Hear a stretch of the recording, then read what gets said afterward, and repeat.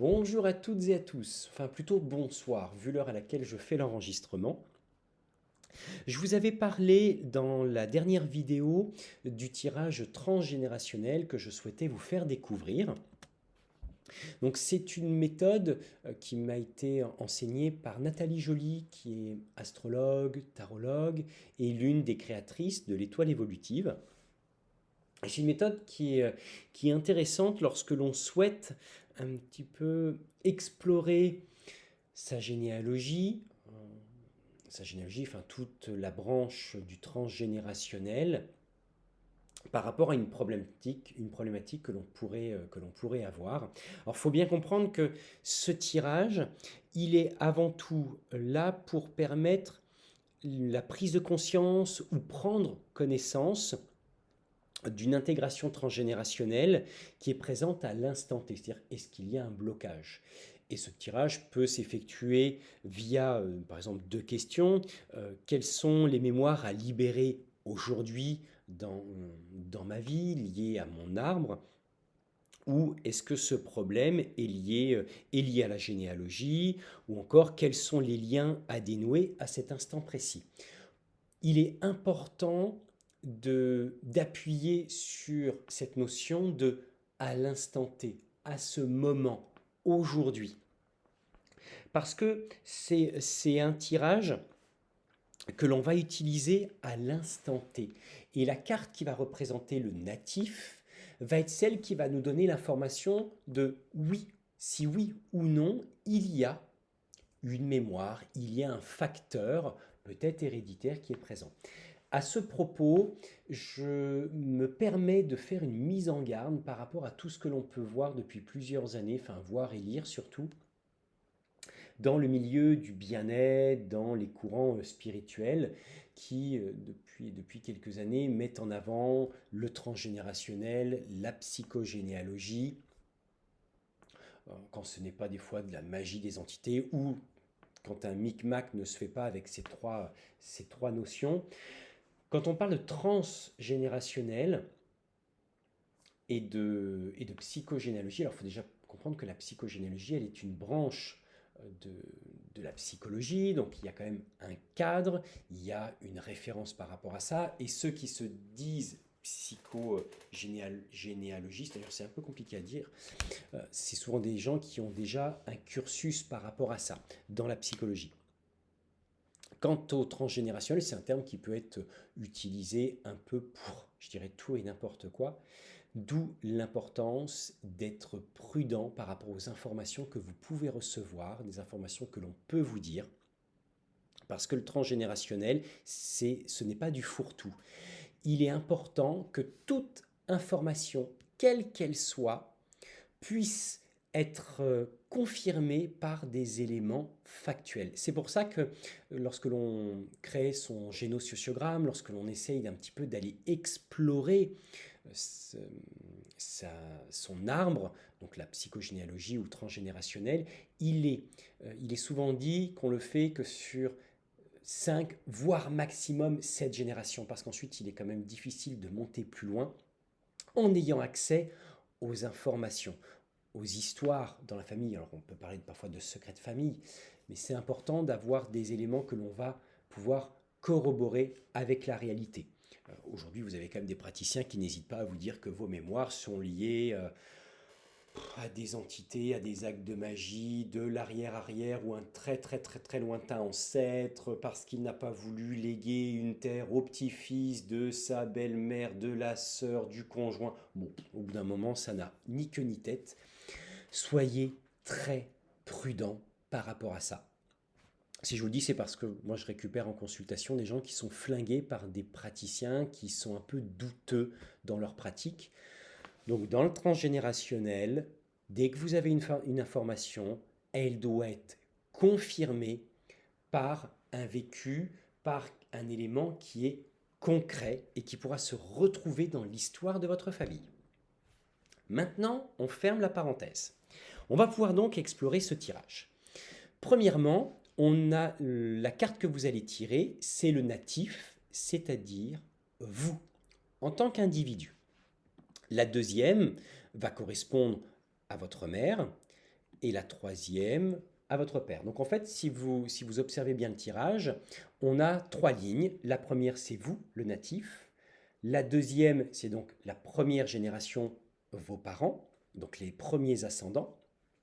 Et la troisième, ce sont les grands-parents.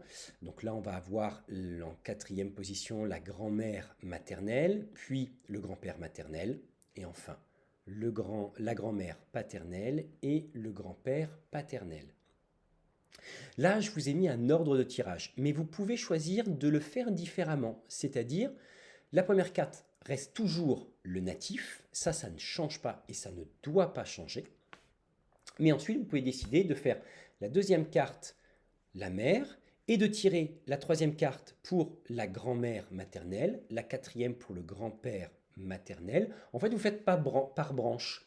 On fait la branche maternelle d'abord, puis ensuite on fait la branche paternelle.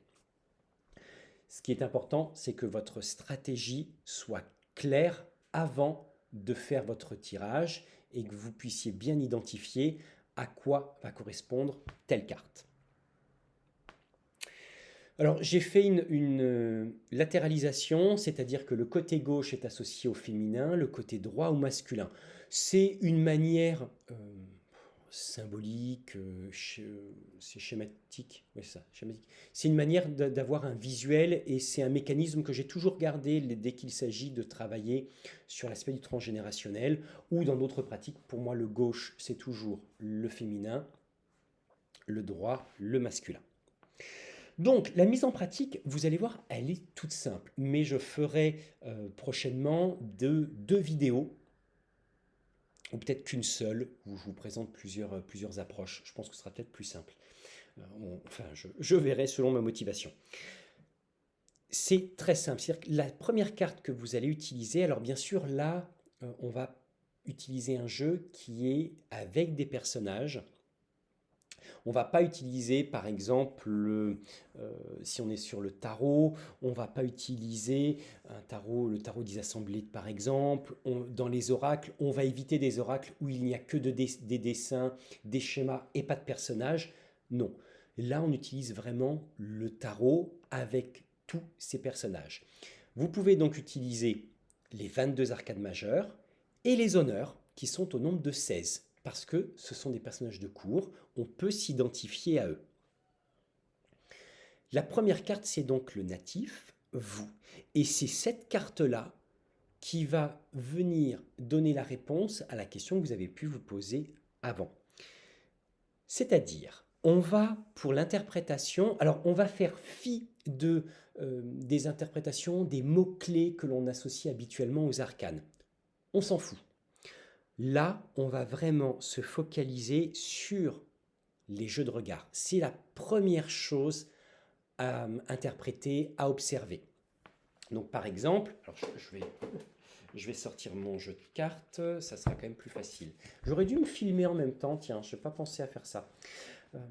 Donc on va regarder quelle est la carte. Si par exemple vous avez le monde, dans certains jeux de tarot, le monde vous regarde vraiment de face. Donc si le personnage sur la carte vous regarde directement, vous pouvez ranger votre jeu. Il n'y a aucune mémoire, aucune chose à aller chercher dans le transgénérationnel. Par exemple, si vous aviez le pendu, si vous avez la justice, qui n'a bien sûr pas les yeux bandés, la roue de fortune, par exemple, avec ce personnage qui vous regarde de face. Oh, zut, désolé, j'ai fait une mauvaise manip. Encore une fois, c'est la joie du direct. Je recommence. Hop, on appuie sur tout. Donc, on va aller là observer les jeux de regard, quel est le regard de la carte. Si vous avez par exemple l'empereur, il regarde le plus souvent du côté, si vous l'avez en face de vous, si vous avez un jeu de tarot et que vous le mettez, vous allez avoir l'empereur qui regarde la mer, donc qui regarde du côté gauche. Donc on va aller explorer, on se dit tiens, il y a quelque chose de ce côté. Donc c'est vraiment votre première carte, la carte du natif, qui va donner l'information si oui ou non il y a quelque chose à aller creuser. Et le regard, il doit être soit sur la gauche, soit sur la droite. Bien sûr, on a des personnages où ça peut être un petit peu plus un petit peu plus difficiles, par exemple l'amoureux. Donc là, c'est après dans les méthodes de tirage que je vous présenterai. C'est vraiment l'élément, quand on a plusieurs personnages, c'est quel est le personnage qui vous attire d'emblée par rapport à votre question lorsqu'il y en a plusieurs, et ensuite vous essayez d'observer où se pose son regard. Ça, c'est la première règle. La deuxième, c'est que vous allez regarder ensuite, bon, bien sûr, les jeux de regard qui sont présents, c'est-à-dire, là je vous l'explique là, mais je pense qu'avec un exemple, ça sera quand même plus parlant. Bon, peu importe. Vous allez regarder quel est l'arcane qui regarde telle autre carte, et ensuite comme ça vous montez, et à ce moment-là, vous pouvez interpréter. Vous pouvez aller regarder, bien par exemple, si on a la tempérance ou la lune, est-ce qu'on n'a pas des soucis par rapport à des problématiques de communication? Est-ce qu'on n'a pas des problématiques avec l'alcool, avec les drogues? Imaginons si on parle de l'empereur, est-ce qu'il n'y a pas une problématique liée, non pas au foyer, hein, mais liée à la stabilité, au territoire, à l'habitation, enfin à la notion de terrain par exemple? Et la deuxième règle, c'est de regarder quels sont les liens, c'est-à-dire les arcanes de même famille. On ne va pas aller utiliser quand je dis de même famille, je vais publier quelque chose dessus pour aider, mais par exemple, dans le degré des 1, la famille des 1 ou la famille des 2, on va avoir la papesse et le pendu. La famille des 3, bien entendu, impératrice, arcane sans nom. Et tout cela de 1 à 10. Pourquoi de 1 à 10? Tout simplement parce que le tarot, si on le prend dans son ensemble, il y a une valeur numérique qui est fournie par les arcanes mineurs, qui sont de 1 à 10, et pas de 1 à 9. Bon, ça après, ça reste une convention, elle est propre à chacun, mais par expérience, c'est celle qui paraît le plus cohérent. Et donc là, vous pouvez aller regarder un petit peu quels sont les arcanes de même famille, par exemple. On peut avoir, imaginons, vous avez la lune, vous avez la maison de Dieu. Ben, on a des arcanes qui peuvent quand même nous parler du son, par exemple. On peut avoir des arcanes plusieurs arcanes qui sont présentes, qui vont nous parler par exemple des finances, de l'argent. Donc ça va être intéressant de regarder les mêmes familles par rapport au nombre et les mêmes familles par rapport à la thématique de l'arcane. Alors il y a une autre méthode qui est parfois utilisée, qui est celle de faire appel au champ magnétique ou au miroir, par exemple dans le référentiel de naissance, ou les champs magnétiques dans l'étoile évolutive, c'est-à-dire l'association de deux arcanes qui font 22.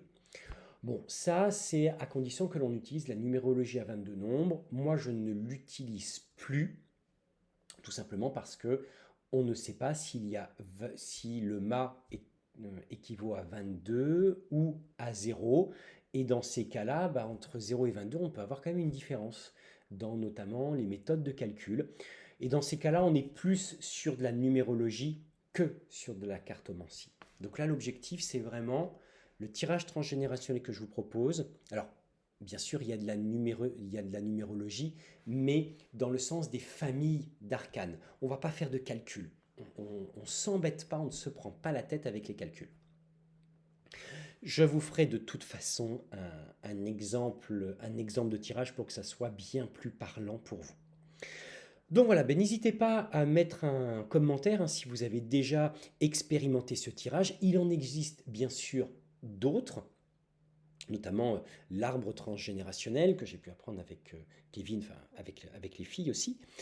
Bien sûr, il y a d'autres méthodes qui peuvent être employées. On peut même créer un tirage spécifique en fonction d'une généalogie, en fonction d'une problématique. Là, vraiment, je vous en propose un. Si vous le connaissez déjà, n'hésitez pas à faire votre tour. Est-ce que c'est déjà un tirage que vous aimeriez un petit peu aller explorer et peut-être tester là dans la journée? En tout cas, n'hésitez pas à faire un retour, à liker, partager la vidéo, parce que c'est toujours important de pouvoir le diffuser afin que d'autres puissent avoir accès à ces différentes informations, et puis des tirages qui, bien sûr, sortent de l'ordinaire, c'est-à-dire qu'on n'est pas simplement sur un tirage à 3 cartes, un tirage en croix ou une roue astrologique. Eh bien écoutez, je vous souhaite une très bonne soirée, et puis bon, je suis motivé, donc je vais vous faire la vidéo d'exemple.